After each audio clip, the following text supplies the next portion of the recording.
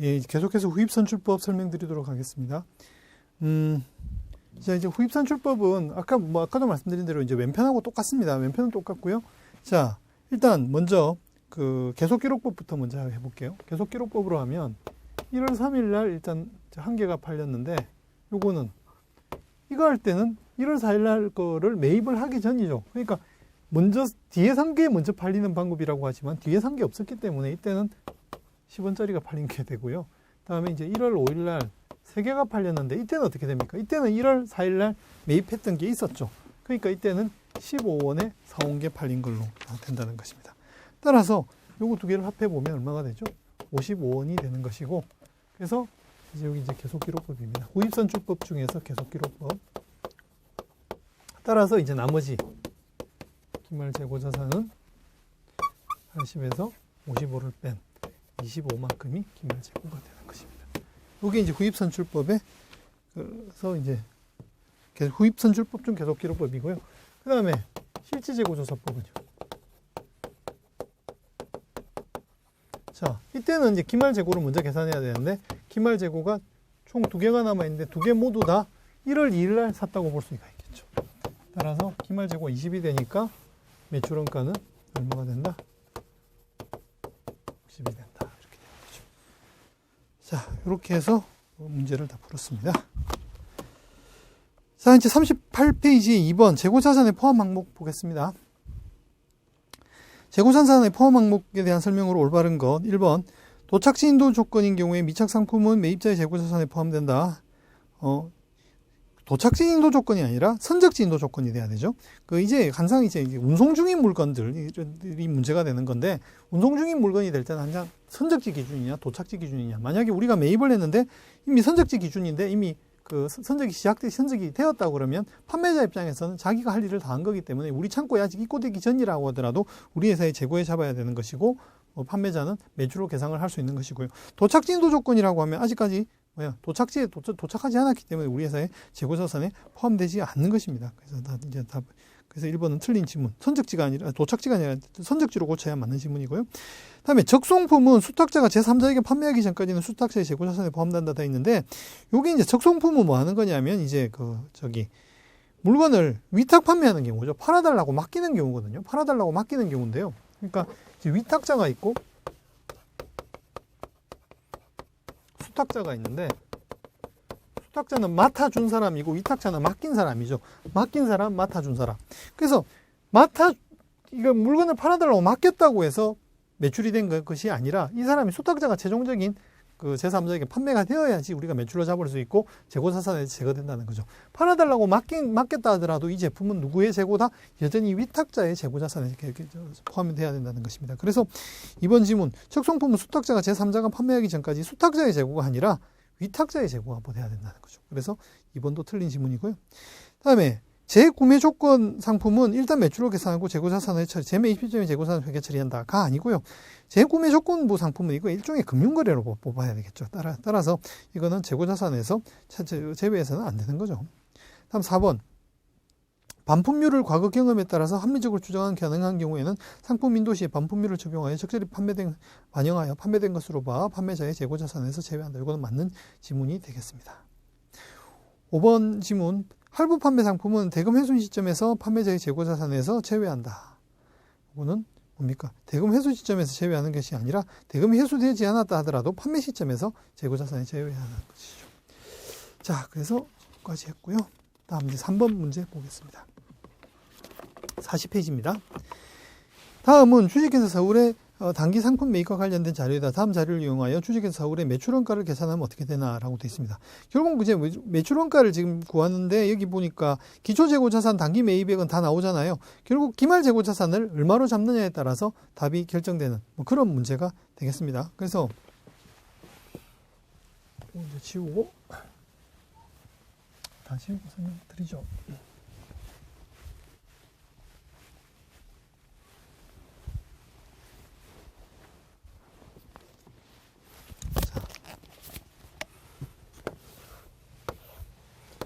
기초 재고가 10만 원이고 단기 매입이 50만 원입니다.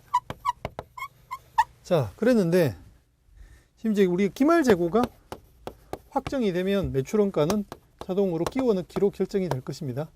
근데 이제 기말 재고를 보니까 자, 일단 재고의 실사액은 5만 원입니다. 그죠? 5만 원인데 여기 이제 가감해야 될 것들이 있는 거죠. 자, 보시면 첫 번째 미착 상품인데 도착 주지 인도 조건으로 현재 현재 운송 중입니다. 아직 도착 안 했으니까 우리 재고 아니죠. 도착지 인도 조건. 따라서 요건 영향을 미치지 않고요. 다음 적송품. 팔아달라고 맡긴 물건인데 80%는 팔리고 20%는 판매 안 됐습니다. 판매 안 된 적송품은 수탁자의 현재 창고에 있다 하더라도 위탁자의 재고, 우리 회사의 재고인 거죠. 그래서 10만 원 중에서 20%만큼이 우리 걸로 남아 있어야 되죠. 그래서 적송품 2만 원이 포함돼야지 되는 것이고요. 다음 시송품. 시송품은 뭔가요? 고객이 써보시고 좋으면 판매 의사를 밝힐 때 그때 매출로 인식하게 되는 거죠.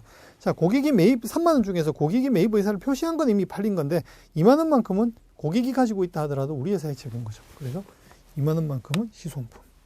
판매 의사 통보를 받지 못한 시송품. 2만 원 가산해야 되는 거고요. 다음에 재구매 조건부 판매는 전부 다 포함해야 되는 것이고요. 다음에 저당 상품 이것도 포함 시켜야 되고요. 그 다음에 반품 가능 판매 35,000원. 그래서 이상과 같이 얘들을 다 합해 보니까 얼마가 나옵니까? 이걸 합해 보면 18만 5천원이 나오죠. 따라서 60만 원 빼기 18만 5천원 하니까 여기 답은 41만 5천원이 회사의 매출원가가 된다는 것입니다. 그래서 이제 끼워 넣기 계정으로 41만 5천원이 답이 된다. 됐고요. 이제 41번 문제 볼게요. 재고자산의 지대공가에 대한 설명이다. 옳지 않은 것. 자, 1번 재고자산의 매입원가는 매입금액의 매입운임 등 취득 과정에서 정상적으로 발생한 부대원가를 가산한 금액이다. 맞고요. 고정제조 간접원가에는 실제 조업도에 기초하여 제품에 배부하며 정상 생산 수준이 실제 조업도에 유사한 경우에는 정상 조업도를 사용할 수 있다 되어 있는데, 자, 그거는 말을 살짝 바꿔놓은 거예요. 고정제조 간접원가는 정상 조업도에 기초하여 제품에 배부하며 실제 생산 수준이 정상 조업도와 유사한 경우에 실제 조업도를 사용할 수 있다라고 되어 있습니다. 그래서 기본적으로 정상 조업도를 기준으로 한다라고 하고 실제 조업도하고 정상 조업도가 비슷한 경우에는 실제 조업도를 할 수 있다. 뭐 이런 내용이 되겠습니다. 근데 사실 이 자세한 내용은 이게 원가액에서 배워야 되는 내용이거든요. 그래서 이건 뭐 수업 목적상 이 원가액을 이것 때문에 따로 공부할 수는 없는 거라 그냥 요거는 뭐 이런가 보다 하시면 될 것 같습니다. 왜냐하면 이게 고정제조 간접 원가를 실제 조업도에 기초하게 되면 이제 어떤 문제가 생기느냐 하면, 가령 뭐 이렇게 한번 생각해 보시죠. 회사에 뭐 어떤 커피점에 감가상각비가 1,000만 원이라고 합시다. 한 달에 감가상각비가 1,000만 원인데요. 회사는 1년에 한 달에 커피는 10,000잔을 판매한다고 합시다. 10,000잔?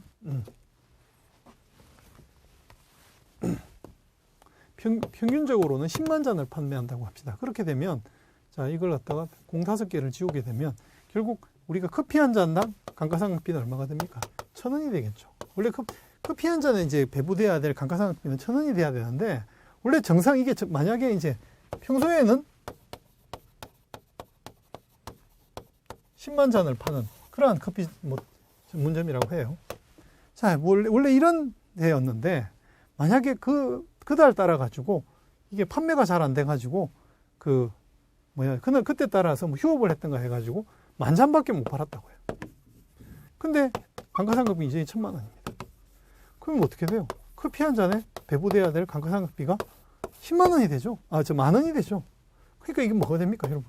커피 한 잔에, 이게 지금 비정상적으로 그때 따라 실제 조업도가 낮았던 거잖아요. 그랬는데 이거에 따라가지고, 감가상각비를 커피 한 잔의 원가에다가 배부해버리면 이거는 뭡니까? 잘못된 배부가 된다는 거죠. 그래서 정상 조업도를 이용한다라는 건데, 그냥 요 정도 개념만 그냥 갖고 계시고, 너무 여러분들이 고민하실 필요는 없을 것 같아요. 단위를 제가 조금 헷갈리게 쓴 것 같네요. 여기 이제 1,000만 원이 되면 지금 이렇게 해야 되겠네요. 여기 100원, 1000원 이렇게 돼야 되겠네요. 여기가 100원, 계산해보니까 100원이고 이게 1000원이네요. 예. 그래서 그 정상 조업도로 하게 되면 커피 한 잔에 감가상각비는 100원이 배부돼야 되는데 뭐 예를 들자면 그때 따라 뭐 여기 10,000밖에 못 팔았다 그래가지고 감가상각비가 1000원이 되면 이게 웃기잖아요. 이게 10,000잔이 아니라 또 1000잔이 되면 어떻게 돼요? 감가상각비는 10만 원이 될 거 아니에요. 이렇게 되면 이게 실제 조업도를 하게 되면 그 고정 제조 원가의 정상적인 배부가 금액이 좀 이상하게 돌아간다는 거죠. 그래서 그 기본적으로는 그 정상 조업도와 유사한 경우에 실제 조업도를 사용할 수 있다. 내용이고요. 다음에 이제 3번 보시면요. 그래서 그 2번은 그렇게 여러분들 받아들이시면 되겠습니다. 3번 지문은 재료원가, 노무원가, 기타의 제조원가 중 비정상적으로 낭비된 부분은 재고자산의 원가에 포함될 수 없다. 뭐 이렇게 돼 있는데 이것도 맞고요. 4번 지문 서비스 기업의 재고자산 원가는 서비스의 제공에 직접 종사하는 인력의 노무원가와 기타 직접 관련된 재료원가와 기타 원가로 구성된다. 맞는 지문. 변동제조간접 원가는 생산시비 실제 사용에 기초하여 각 생산량 단위에 부여본다. 맞는 지문입니다. 자, 다음에 이제 42번 문제.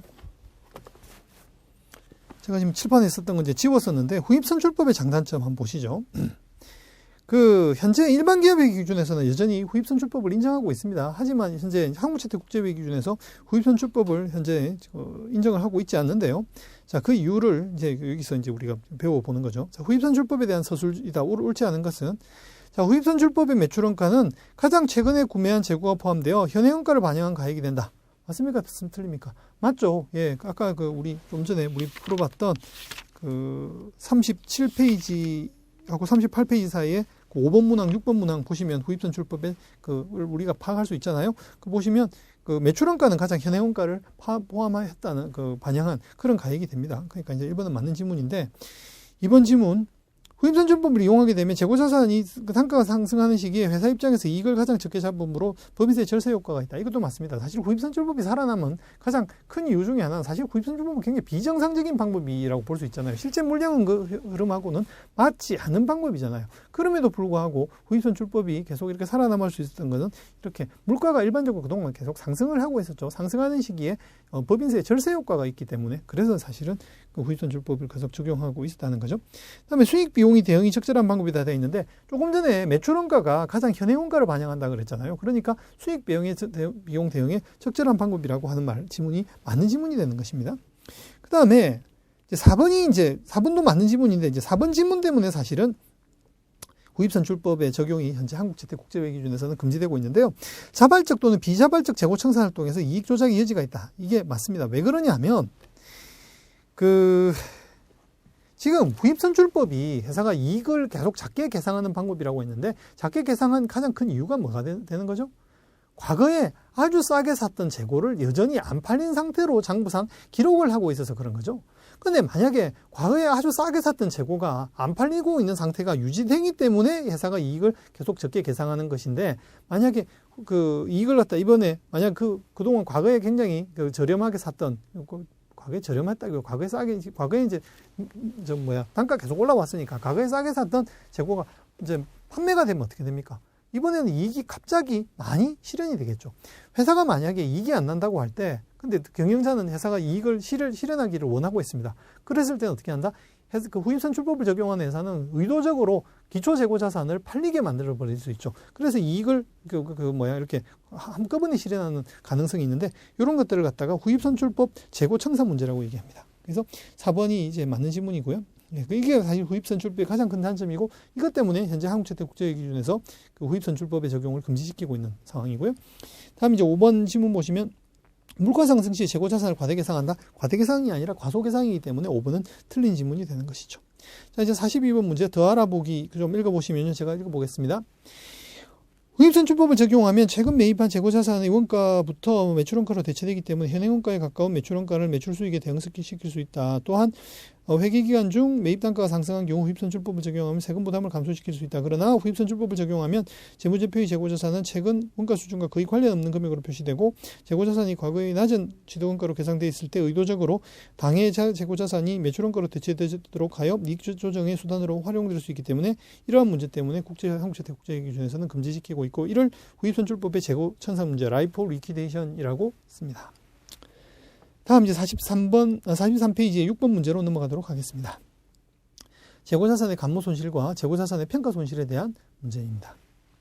주식회사 국세는 기초상품의 재고액이 124만원이며 당해년도의 순매입액은 2,438만원이다. 회사는 재고자산 감모손실 중 40%를 정상감모로 간주하고 있고 종목별 저가 기준을 적용하고 있습니다. 상품은 종류가 다른 A와 B로 구성되어 있는데 실사 결과는 다음과 같고요. 손익계산서의 매출원가로 보고할 금액은 얼마냐. 단 재고자산의 평가손실과 정상적 재고자산 감모손실은 매출원가에 포함하도록 하고 있습니다. 자, 이렇게 하고 있을 때, 자, 그러면 이제 우리가 재고자산의 감모손실하고 평가손실을 구하면 되는데요. 일단 그 재고자산 T 계정부터 먼저 한번 그려보도록 하죠.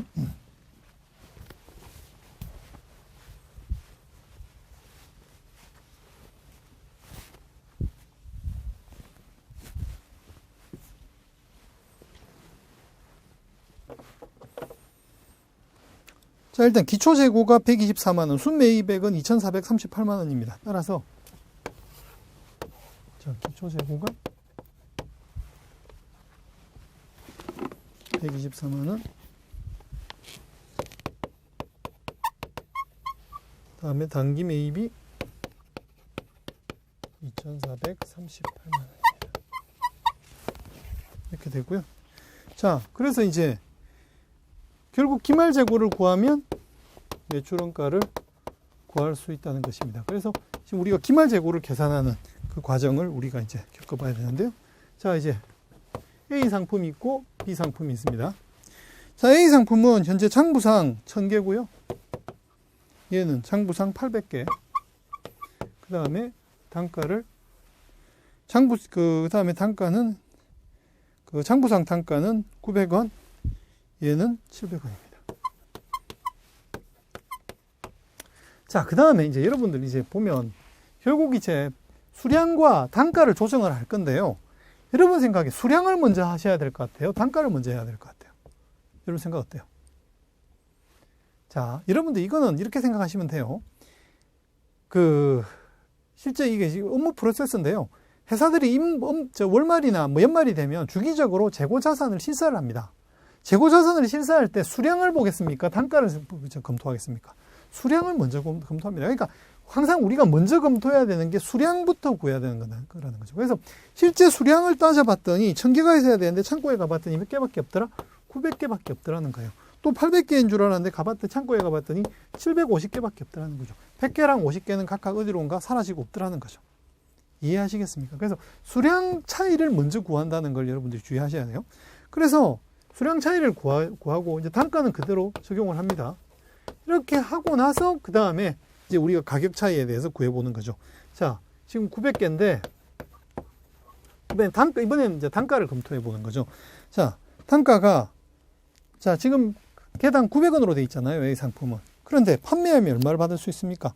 자, 판매 단가가 950원인데 추정 판매비가 100원이에요. 따라서 얼마? 850원밖에 못 받는 거죠. 팔아봤자 850원밖에 못 받는 걸 얼마로 계산하고 있다? 900원에 잡고 있잖아요.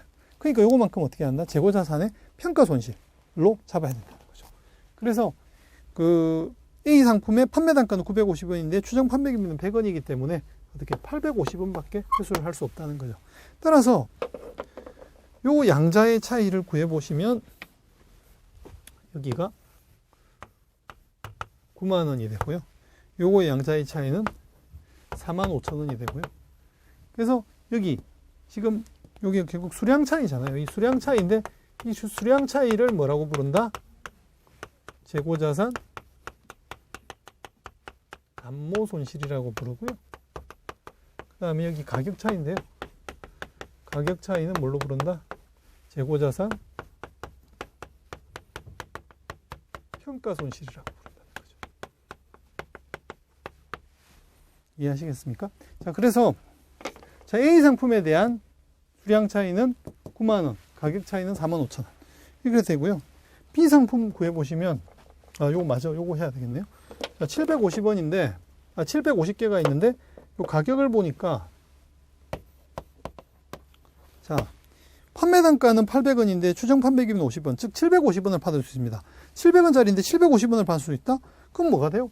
이게 750원이 되면 이게 평가증이 되죠. 재고자산은 재고자산은 저가법에 적용하기 때문에 평가 손실은 인식하지만 평가 이익은 인식하지 않습니다. 지금 요 케이스는 어떻게 됩니까? 이게 평가 이익을 계산하는 거잖아요. 그래서 요게 대해서 평가 이익이 발생하는 경우에는 요거에 대해 가지고는 우리가 따로 평가를 하지 않기 때문에 지금 B상품에 대해 가지고는 재고자산 평가 손실이 없는 겁니다. 재고자산 평가 이익을 잡는 게 아니라는 점에 주의하셔야 되겠습니다.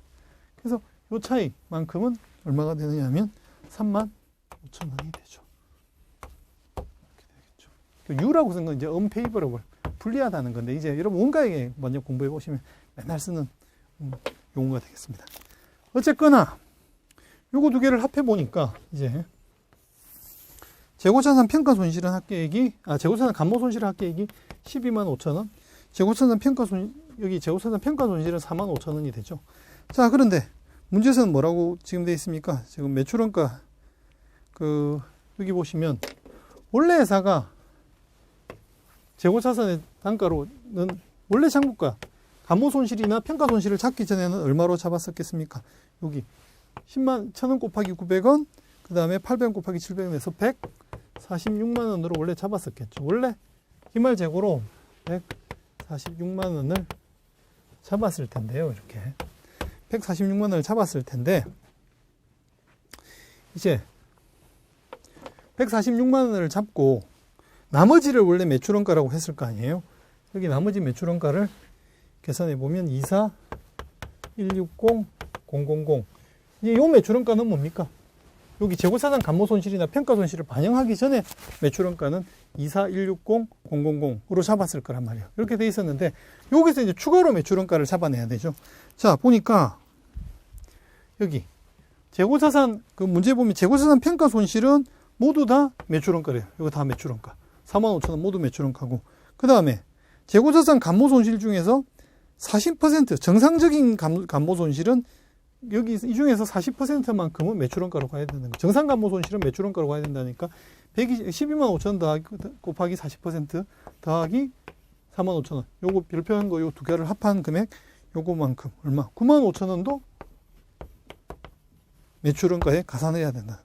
따라서 2,416만 원에다가 여기 95,000원만큼을 합산한 얼마? 2,425만 5천원. 답 4번이 매출원가가 된다는 겁니다. 아시겠죠? 5가지가 회사의 매출원가가 됩니다. 재고자산의 감모 손실과 그 다음에 평가 손실은 이렇게 여러분들이 이해를 하시면 되겠습니다. 요거 하실 때 여러분들이 제일 좀 헷갈릴 만한 거는 어쨌든 간에 이렇게 아까 평가 이익을 아무 생각 없이 잡으시면 안 됩니다. 그리고 순서가 수량 차이를 먼저 구한다는 거, 이걸 반드시 기억을 하시기 바랍니다. 다음에 이제 44페이지부터 해서 소매제고법이 나오는데요. 소매제고법을 한번 설명하면 여기 좀 내용이 기니까요. 약간 순서를 조금 바꿔서 46페이지에 매출총이익률법을 먼저 설명을 드리고 한번 끊었다가 소매제고법을 설명드리도록 하겠습니다. 46페이지에 매출총이익률법 보겠습니다. 46페이지 보시죠. 8번. 주식회사 한국의 2000X6년 총 매출액은 100만 원인데 매출 환입 애누리는 10만 원, 기초 재고는 30만 원, 총 매입액은 60만 원, 매입 환출 및 애누리는 5만 원이다. 원가 대비 매출 총이익률은 25%다. 기말 재고는 얼마냐? 뭐 이렇게 돼 있네요. 자, 한번 풀어보도록 하죠.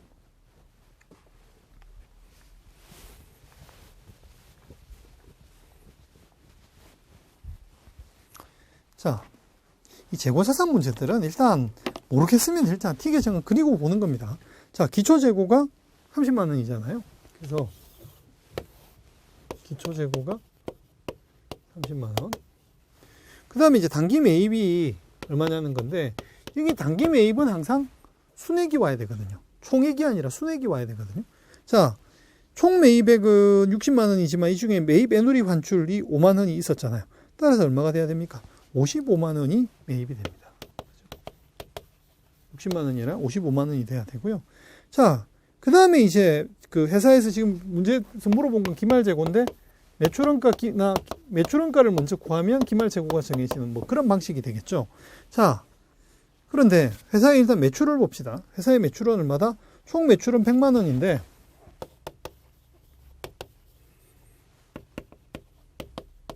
매출은 100만 원인데 이 중에서 환입 애누리가 10만 원이 있었습니다.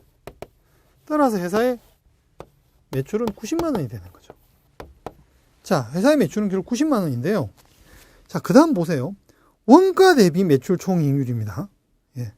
이게 원가 대비 매출 총이익률인지 아니면 그냥 매출 총이익률인지에 따라서 답이 완전히 달라집니다. 이 지금 매출 총이익률법에서 여러분들 제일 주의하셔야 되는 거는 이게 그냥 문제에서 매출 총이익률이 주어졌는지 아니면 원가 대비 매출 총이익률이 주어졌는지입니다. 지금은 원가에 대비해서 25%라고 되어 있거든요. 이 말은 뭐냐면 매출 원가에다가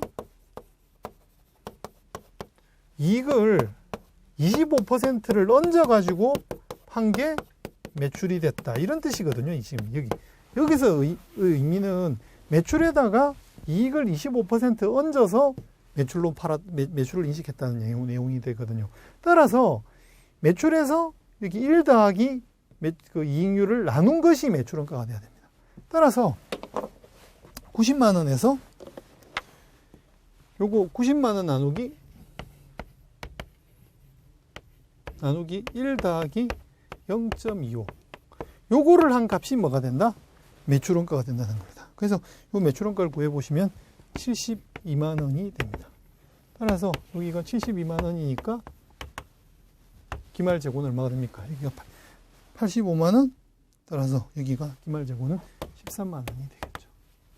기말재고는 13만 원이 나온다는 건데 이게 이제 원가 대비 매출 총이익률이 25%라서 지금 문제가 이렇게 된 거잖아요. 근데 만약에 원가 대비 그 총이익률이 아니라 그냥 매출 총이익률이라고 했으면 어떻게 돼요? 90만 원 곱하기 그 밑에 제가 더 알아보기에 제가 쓰긴 썼는데 자, 우리가 이제 매출 총이익률이라고 하는 게 원래 이제 매출 총이익이라는 게 매출액에서 매출 원가를 뺀 게 이게 매출 총이익이거든요. 자, 요게 매출 총이익인데 요걸 다시 모두 다 매출액으로 나눈 겁니다. 이거. 매출액으로 나누면 매출액은 1이 될 거고 이건 뭐가 돼요? 매출원가 나누기 매출액이고 매출 총이익 나누기 매출액이잖아요. 이렇게 되잖아요. 이렇게 되니까 따라서 1 빼기 요걸 뭐라고 부르죠? 요게 매출원가율이거든요. 매출원가율이